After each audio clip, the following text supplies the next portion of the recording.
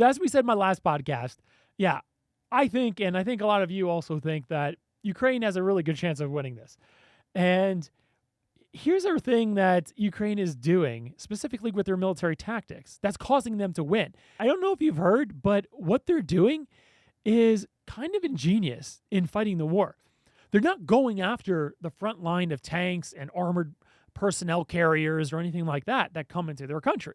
They allow them to come in. If you notice, kind of in the early days, they were allowing all the tanks to come into some of the cities, and the tanks were rolling around and like, oh, look, tanks are around. Oh, I guess they took Ukraine. No, that was only half of it, because their plan is to allow all of the Russian troops and personnel carriers and all the armor vehicles and tanks to come in.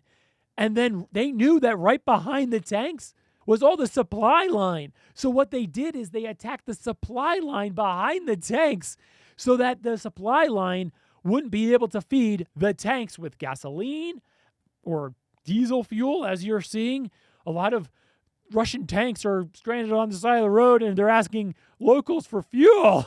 The Ukraine army and militia started to attack the supply line that wasn't very armored, that wasn't very armed, behind all the armored personnel.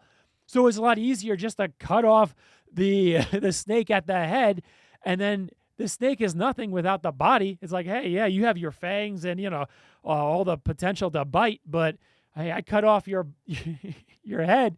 You're nothing without your body. It's really ingenious, because those tanks are nothing without fuel. Those tanks are nothing without maintenance.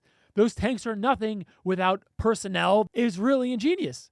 Just like, okay, don't worry about the tanks. Those tanks are going to run out of ammunition after the first 10 rounds that they fire. Just focus on attacking the less armored supply line behind the tanks. It's really smart.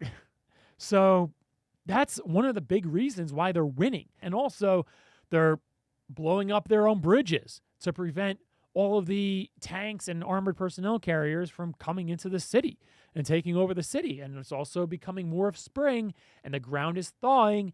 So tanks are getting stuck in the mud if they try to go off road and try to, circumvent any of the roads that are blown up or anything like that. And then they're, of course, cutting down signs and throwing away signs. The Russians have no idea where they are, because I'm sure Google Maps isn't exactly working in Ukraine right now.